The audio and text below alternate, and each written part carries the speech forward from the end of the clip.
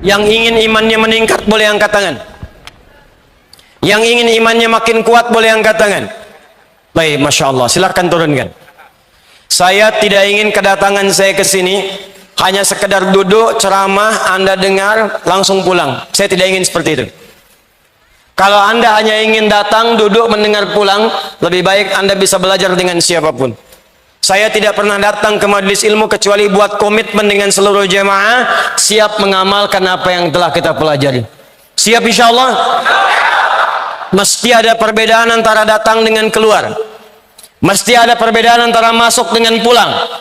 Mesti beda. Karena itu tempat belajar dalam Al-Quran disebut dengan majlis. Jamaahnya disebut dengan majalis. Quran surah ke-58 ayat 11. Ya ayyuhalladzina amanu, iman. Idza qila lakum tafassahu fil majalis, majlis. Jika dikatakan padamu luaskan, share, luaskan tempatnya di majlis-majlis. Majlis berasal dari kata jalasa. Apa artinya jalasa? Bukan sekedar duduk. Asalnya bukan duduk. Asalnya berpindah tempat. Kalau Anda pindah dari karpet duduk, pindah ke kursi. Atau Anda berdiri, maka orang Arab akan mengatakan tafaddal ijlis. Pindah ke tempat yang lebih tinggi. Tapi kalau Anda sedang berdiri diminta duduk, pindah rendah. Atau dari kursi pindah ke karpet, orang Arab fasih akan mengatakan tafaddal qu'udan. Karena itu Anda sholat berdiri, tak mampu berdiri, duduk. Qiyaman wa qu'udan, bukan julusan. Tak mampu duduk, berbaring. Wa ala junubikum, berbaring. Berbaring sulit, bergerak. Bergerak sulit dengan isyarat mata. Berkedip. Berkedip sulit, jadi sholatkan. Karena tiba pada puncaknya. Tempat orang duduk, saat berdiri kemudian duduk, disebut maq'ad. Maq'adun jamaknya maq'id. Karena itu ketika dia beraktivitas pengen duduk santai disebut maq'ad. Orang pensiun disebut dengan taqa'ud karena aktivitasnya selesai.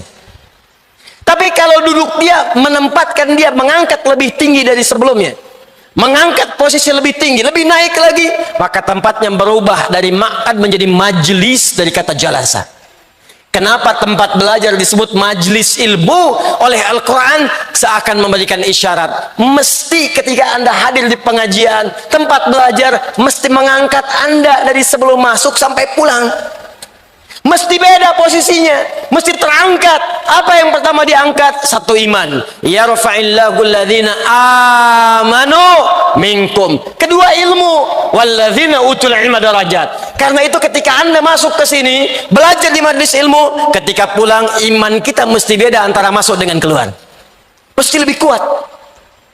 Ilmunya mesti bertambah. Mesti paham. Kalau saya mengajar, Anda belajar dengan saya, tidak mendekatkan diri Anda kepada Allah, tidak meningkatkan iman Anda, maka camkan kalimat saya ini. Tinggalkan saya dan cari ustadz-ustadz lain. Jika Anda belajar dengan saya, tidak menambah pengetahuan Anda, tidak meluaskan wawasan Anda, camkan kalimat saya. Tinggalkan saya, cari ustadz-ustadz lain. Karena saya tidak seperti yang diinginkan oleh Al-Quran. Mesti beda. Dan mustahil kita bisa meningkatkan iman dan ilmu kecuali kita paham dan berkeinginan mengamalkannya. Karena itu turunlah kemudian Quran surah ke-9 ayat 122. Wa ma kana al-mu'minuna liyanfiru kaffa falawla nafara min kulli firqatin minhum ta'ifah liyatafaqahu fid din. Cara belajar belum selesai. Waliyunziru qaumahum idza raja'u ilaihim la'allahum yahdharun. Kata Allah, orang yang belajar pengetahuan pertama mesti belajar sampai paham. Jangan sampai kita belajar tidak mengerti apa yang kita pelajari. Awas, awas, awas, awas, awas. Ada sindiran tajam dalam Al-Quran. Kenapa mesti paham? Karena ilmu yang kita pelajari itu akan dipraktikkan dalam ibadah. Satu. Makanya disebut fikih, artinya paham. Karena itulah saat kita akan sholat, belajar dulu cara sholat, disebut fikih sholat. Fikih zakat, fikih haji. Maksudnya bukan sekedar belajar, belajar sampai paham. Coba lihat sindiran Al-Quran. Tajam sekali walaupun halus. Kata Allah, ada orang sholat, bahkan tidak paham apa yang ia kerjakan dan ia lakukan dalam sholatnya. Ada orang sholat gak paham yang dia baca dalam sholatnya. Berapa ribu kali Anda ruku? Berapa ribu kali Anda sujud? Sudah berapa lama Anda sholat? Pertanyaan saya, dari sekian ribuan kali ruku dan sujud, berapa persen bacaan sholat yang Anda pahami? Jangan-jangan selama ini kita sholat, kita nggak ngerti yang dibaca. Ruku nggak paham yang diungkapkan. Sujud tidak mengerti yang dibacakan. Bagaimana sholat kita bisa khusyuk? Bagaimana sholat kita bisa nikmat? Yang kedua kata Quran, setelah kalian mengerjakan pengetahuan itu, maka pulanglah, amalkan ilmu kalian, sampaikan pada orang yang tidak belajar di kampung-kampung kita itu. Maka jika ada orang yang belajar seperti ini, paham, komitmen mengamalkan, maka status belajarnya sama dengan mujahid fi sabilillah.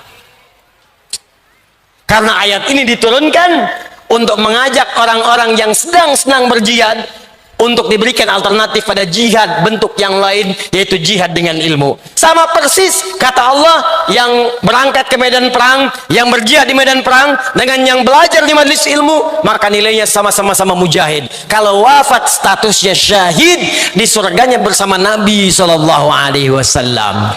Turun Quran surah keempat ayat 69. Wa may yuti'illaha war rasula fa ulaika ma'al ladzina an'ama Allahu 'alaihim minan nabiyyin was-siddiqina wasyuhada was-salihin wa hasuna ulaika rafiqa.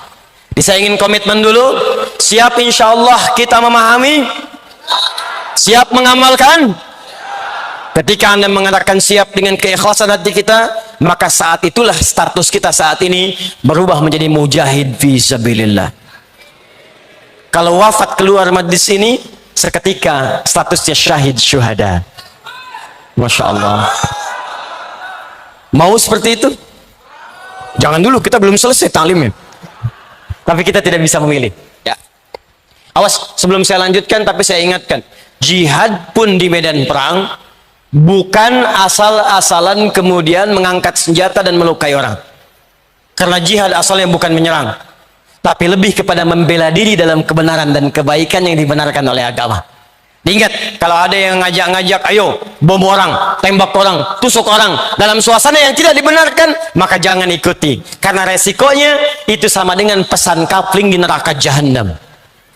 Quran surah An-Nisa surah yang keempat ayat 92 sampai 93. Wa may yaqtul mu'minan muta'ammida fajazauhu jahannam wa ghadiballahu alaihi wa la'anahu wa 'adda lahu 'adzaban 'azima. Siapa yang sengaja merencanakan pembunuhan apalagi pada satu orang beriman, maka dia sama saja sudah pesan kapling di neraka jahanam. Dia akan mendapatkan murka Allah, dilaknat oleh malaikat, dan dijanjikan siksa yang sangat berlipat. Orang beriman mana yang pesan kapling di neraka jahanam? Makanya mustahil ada orang beriman meledakkan diri di jalanan. Mustahil ada orang beriman tembak sana tembak sini dengan kalimat Allahu Akbar, dengan kalimat dan suasana yang tidak dibenarkan.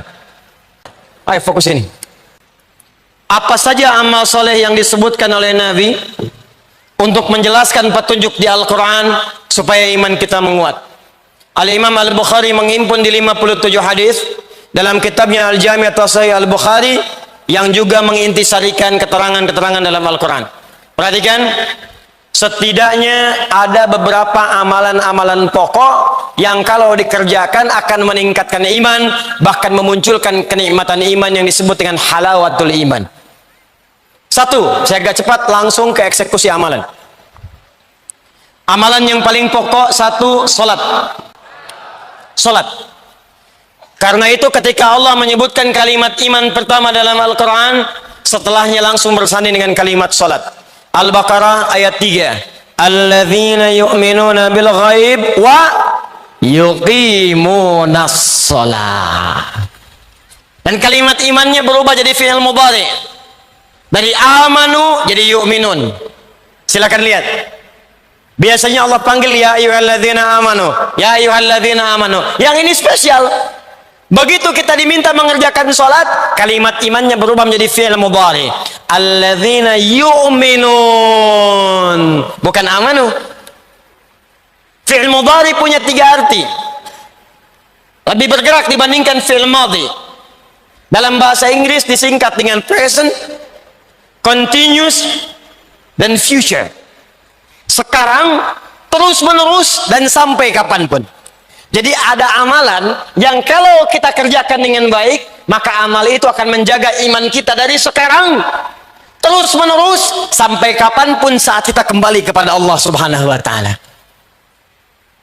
Seakan Al-Quran ingin mengatakan, hei, kalian yang sedang beriman kepada Allah yang gaib, yang tak tampak dalam pandangan, kalau iman kalian ingin terus kalian pertahankan, terus kalian jaga, tertanam dalam jiwa, baik sekarang, terus menerus, sampai kamu kembali kepada Allah Subhanahu wa Ta'ala, saya turunkan amalan yang kalau engkau kerjakan itu, maka akan hadirlah sifat iman seperti itu. Apa amalannya? Wa yuqimunas salat. Karena itu cek, semua nabi yang pernah bertugas di bumi, semuanya salat. Untuk mempertahankan iman mereka kepada Allah dan menunjukkan kepada kita saking pentingnya sholat, semua nabi sholat, Pak. Di sholat itu ibadah pokok yang tidak hanya diperintahkan pada Nabi Muhammad SAW dan umatnya, tapi semua nabi yang pernah bertugas di bumi semuanya sholat. Nabi Musa sholat, buka Quran surah ke-20 ayat ke-14. Kata Allah, innani anallahu la ilaha illa ana fa'budni. Saya Allah, tidak ada Tuhan selain saya yang layak dipertuhankan, maka sembah saya. Bertanya Musa, bagaimana ya Allah cara menyembahmu? Wa aqimis sholata li dzikri. Tunaikan salat sebagai zikir kepadaku. Nabi Musa salat. Nabi Zakaria salat. Buka Quran surah ketiga ayat 38 sampai 39. Hunalika da'a Zakaria rabbah qala rabbi habli min ladunka dzurriyyatan thayyibah innaka sami'ud du'a. Di mihrabnya itulah kemudian Zakaria berdoa kepada Allah Rabbnya, ya Allah anugerahkan saya keturunan. Mereka mengatakan saya enggak akan punya keturunan karena saya terbatas. Saya minta kepadamu yang tidak punya batas dalam pemberian, engkau pasti mendengar doa saya. Kapan doa itu disampaikan? Ayat 39-nya, fanadatul malaikatu wa huwa qaimun yusalli fil mihrab annallaha yubashshiruka bi Yahya. Maka datang malaikat memberikan kabar gembira, Allah menjawab doamu. Kapan doa itu disampaikan? Saat beliau sedang sholat, masih berdiri dalam sholatnya di mihrab. Nabi Zakaria sholat. Nabi Isa alaihissalam, Yesus Al-Masih, Mesiah, Nabi Isa sholat. Buka Quran surah ke-19 ayat 31 sampai 33. Nabi Ismail alaihissalam, kakek moyangnya Nabi Muhammad SAW yang ke-29 sholat. Buka Quran surah ke-19 ayat ke-55. Bahkan beliau meminta keluarganya semua sholat. Wa kana ya'muru ahlahu bis shalah.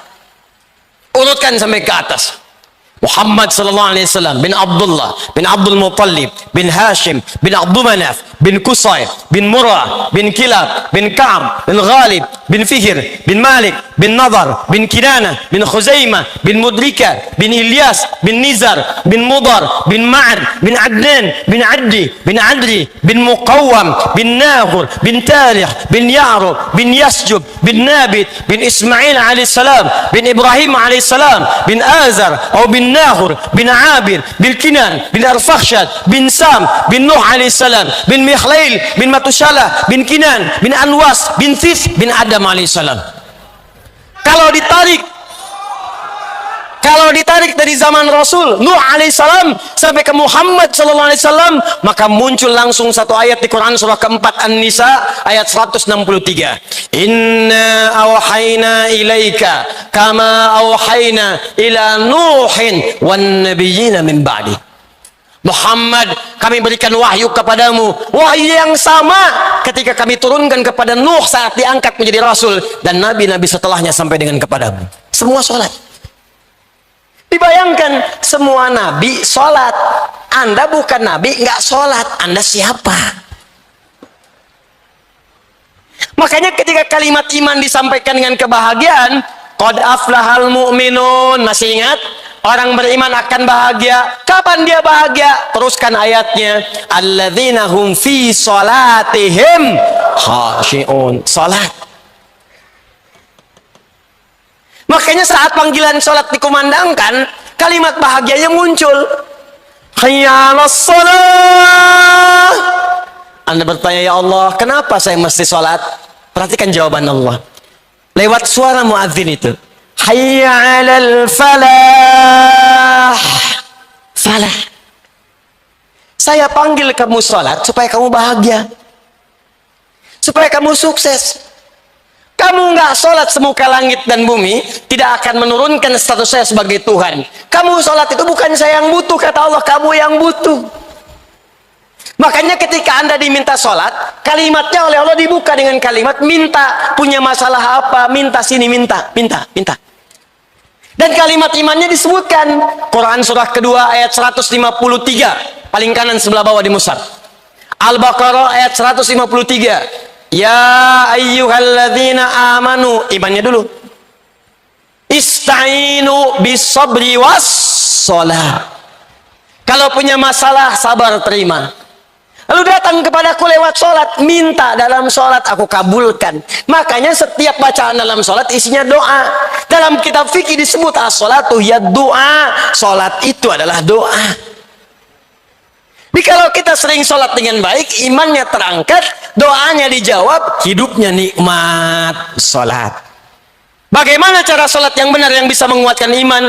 Maka keluarkanlah semua jenis sholat yang disebutkan dalam Al-Quran dan hadis Nabi SAW. Ini kurikulum yang mau saya ajarkan. Yuk keluarkan semuanya. Kalau yang fardu nggak usah dicatat, yang fardu itu sudah otomatis. Jadi nggak harus dicatat lagi. Subuh, zuhur, asar, maghrib, isya, rumus telepon online terhadap Allah. Rumusnya 24434.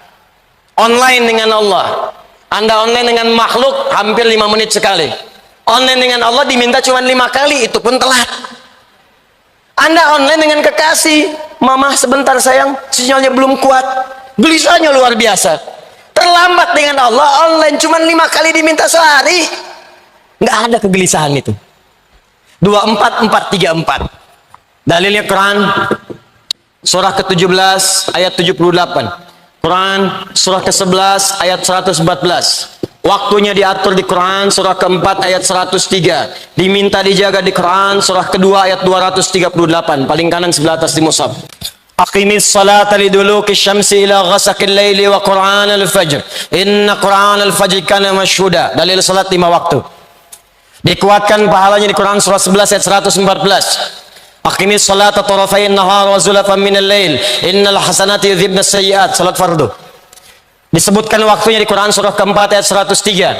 فَإِذَا قَضَيْتُمُ الصَّلَاةَ فَاذْكُرُوا اللَّهَ قِيَامًا وَقُعُودًا وَعَلَى جُنُوبِكُمْ فَإِذَا اطْمَأْنَنْتُمْ فَأَقِيمُوا الصَّلَاةَ إِنَّ الصَّلَاةَ كَانَتْ عَلَى الْمُؤْمِنِينَ كِتَابًا مَوْقُوتًا. Kata Allah, orang beriman itu pasti tahu waktu sholat. Tuh, cek. Ayo, cek tuh. Ayo. Kata Allah, bahasa bebasnya. Orang beriman itu, kalau benar imannya, pasti tahu waktu sholat. Ayo lihat sini. Subuh besok jam berapa?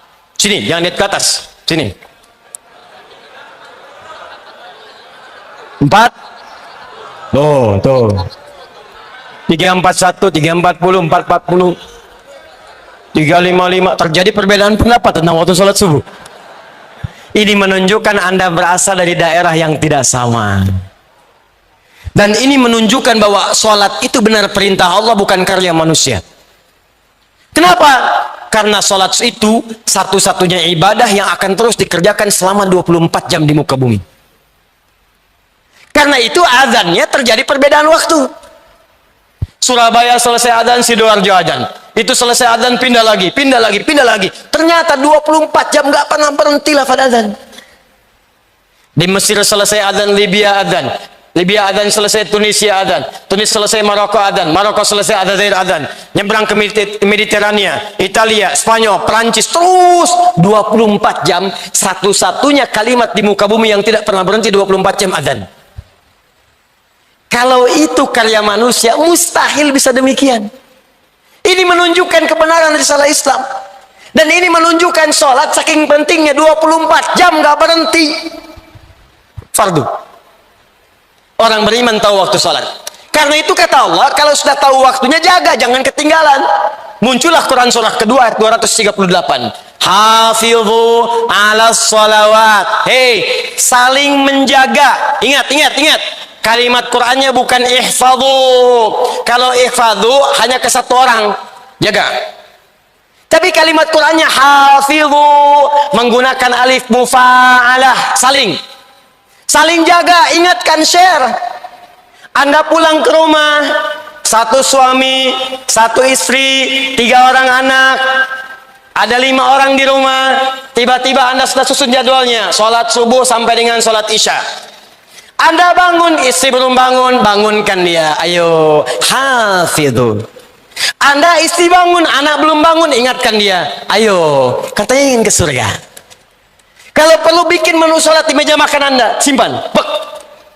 Waktu sholat jam sekian, waktu sholat jam sekian. Itu yang dimaksud dengan hafidhu, saling menjaga waktu sholat. Ini yang standar. Kalau Anda ingin naikkan imannya, maka tambahkan pada jenis yang kedua. Keluarkan semua ragam salat di luar salat yang fardu, yang dikenal dengan nama nafilah, yang berhukum sunnah. Kalau Anda ingin berlatih meningkatkan iman ini, maka keluarkan jenis salat yang kedua ini, yang disebut dengan salat nafilah, yang hukumnya sunnah. 1. Quran surah ke-17 ayat 79 sampai 81. Dikuatkan di Quran surah ke-73 ayat 1 sampai 20. Dikenal dengan nama salat tahajud atau qiyamul lail. Orang beriman maka dia akan mencoba untuk memaksimalkan salat tahajudnya. Kalau sulit ia kerjakan, maka ia sebut nama umumnya qiyamul lail. Apa beda tahajud dengan qiyamul lail? Kalau tahajud salat dikerjakan didahului dengan tidur terlebih dahulu. Dari kata hajada, aktivitas yang dikerjakan setelah tidur terlebih dahulu. Kalau ditambah tak dalam ilmu sharaf, itu menunjukkan kesungguhan, usaha yang serius. Kalau ada tak dalam sebuah kalimat, ini menunjukkan amalannya tidak mudah dilakukan. Kalau ditambah tasydid sebelum huruf terakhir, dari kata syiddah, sesuatu yang tidak mudah, butuh motivasi 2 kali lipat. Karena itu ketika sholat disebut dengan tahajud, Allah ingin menggambarkan tidak mudah menunaikan sholat ini. Mesti butuh motivasi 2 kali lipat. Wa minal laili fatahajjad bi. Hei, dari sementara malam setelah kamu tertidur, siap rencanakan bangun malam. Itu nggak mudah, karena itu usahakan dengan sungguh-sungguh. Mau jam berapa Anda sholatnya? Tadi subuhnya jam 3.40 misal, maka Anda ingin tahajud jam 2:30, jam 2.30. Siapkan, siap-siap, pasang alarm dari 1:30. Kalau perlu alarmnya 3 kali. Jam 1:30, jam 2:04, jam 2:04. Alarm pertama mematikan alarm kedua. Alarm kedua matikan alarm ketiga. Alarm ketiga siap-siap menghilangkan kantuk dulu. Tahajud. Kalau Anda bekerja lelah, sulit bangun malam, maka kerjakan pilih yang kedua, qiyamul lail, nama umum.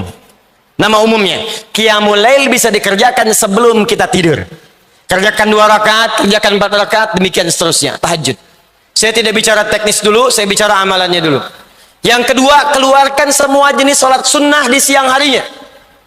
Sebelum subuh ada 2 rakaat, rawatib keluarkan. Sebelum zuhur 4 rakaat. Setelah zuhur 2 rakaat. Sebelum maghrib, setelah maghrib 2 rakaat. Setelah isya 2 rakaat. Keluarkan sholat mutlaknya. Ada yang dekat dengan sholat fardu, ada yang jauh dengan sholat fardu.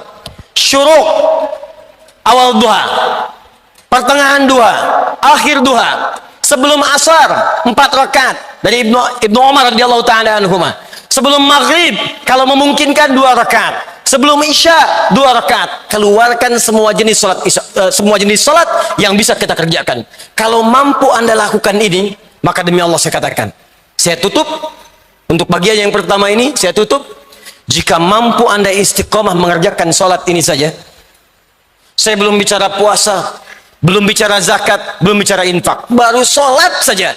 Kalau benar Anda kerjakan ini dengan baik, maka akan terjadi perubahan dalam hidup Anda, maka muncullah kenikmatan iman yang pertama. Kalau di awal-awal Anda terlambat sholat fardu, perasaan biasa-biasa, maka setelah membiasakan yang ini, tertinggal sholat sunnah pun hati Anda akan gelisah. Subuh jam 3:40, Anda bangun jam 3:35, 5 menit sebelum subuh, begitu Anda bangun, ya Allah saya terlambat, padahal subuh aja belum, karena Anda terbiasa menunaikan sholat sunnah. Terjadi perubahan. Dan yang paling hebat, ketika imannya mulai meningkat, ketika kemudian maaf ibadahnya mulai meningkat, maka amal solehnya pun akan mulai muncul dalam hidupnya. Akan terjadi perubahan dalam hidup Anda. Maaf, pada pandangan yang tidak bagus sudah nggak senang lagi. Pada harta yang haram sudah nggak senang lagi. Riba sudah nggak senang lagi. Sogok menyogok sudah nggak senang lagi. Sekarang yang senang semua yang halal-halal. Salat, salat, salat.